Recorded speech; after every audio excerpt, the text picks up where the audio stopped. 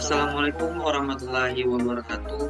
Halo teman-teman, kembali lagi bersama saya Nofri.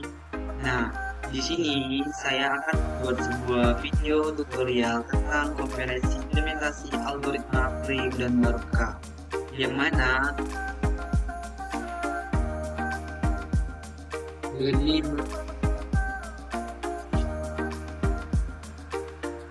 Assalamualaikum warahmatullahi wabarakatuh. Halo teman-teman, kembali lagi bersama saya Nofri. Nah, di sini saya akan membuat sebuah video tutorial tentang komparasi implementasi algoritma Prim dan Baroka, yang mana untuk memenuhi mata kuliah algoritma dan pemrograman.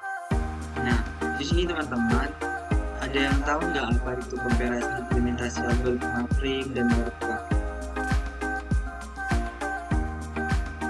Program komparasi implementasi algoritma Prim dan Baroka adalah bertujuan untuk membandingkan efektivitas dan efisiensi kedua algoritma dalam menemukan minimum spanning tree atau disebut dengan MST dari sebuah graf berbobot.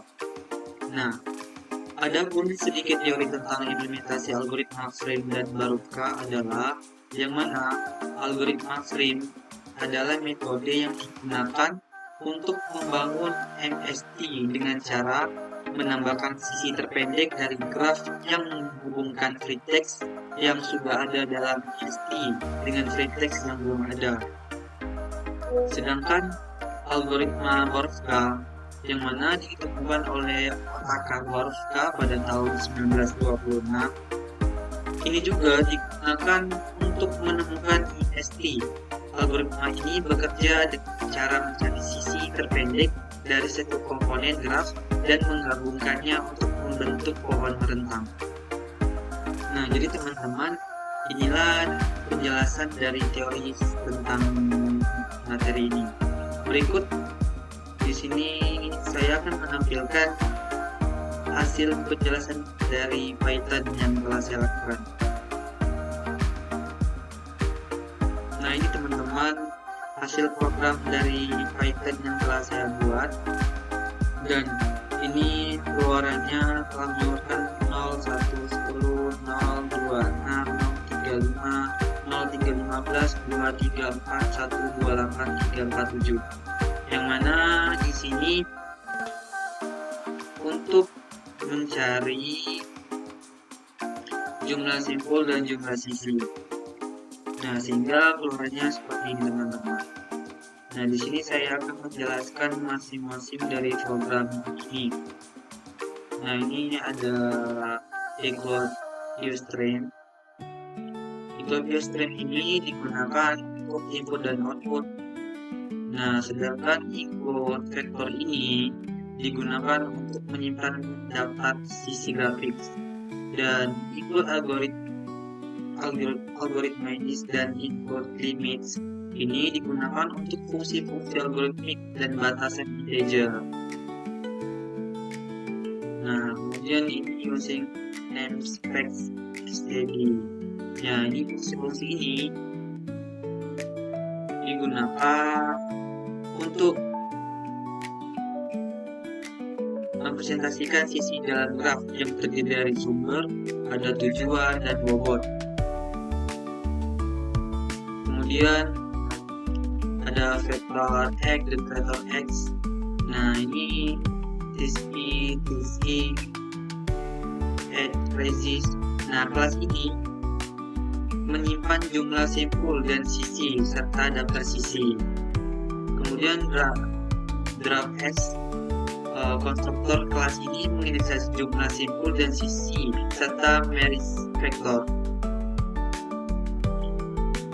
Dan juga frame ini fungsi untuk menemukan MST menggunakan Prim algoritma. Nah, setelah itu kita lari ke void frames. Void frames ada vektor in parent, vektor in k, dan vektor wall. Kemudian dari vektor k0 ini memulai dari teks pertama.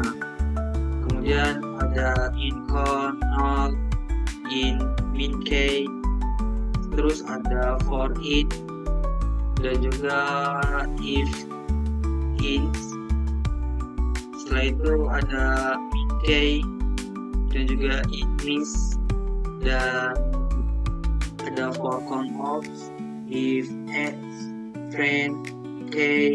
Nah, terus di sini program-program ini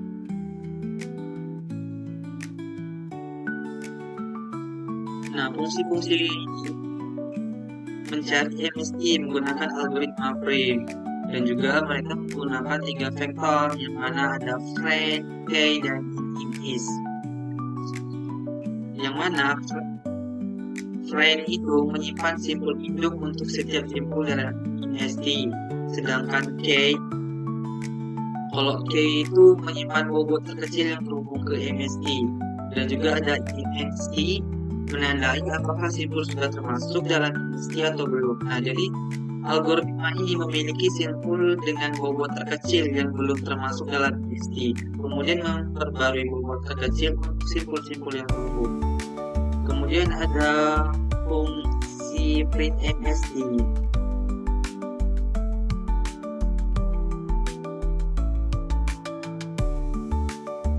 Nah, ini fungsi print MST adanya untuk mencari MST, find range, counts, terus ada int, for, counts, total weights. Nah, jadi program-program ini fungsinya untuk mencetak sisi dalam MST beserta bobotnya dan total bobot dari MST. Nah, kemudian di sini ada fungsi untuk menambahkan X. Nah, ada void edX, edX postBax, dan juga inline. Jadi fungsi-fungsi ini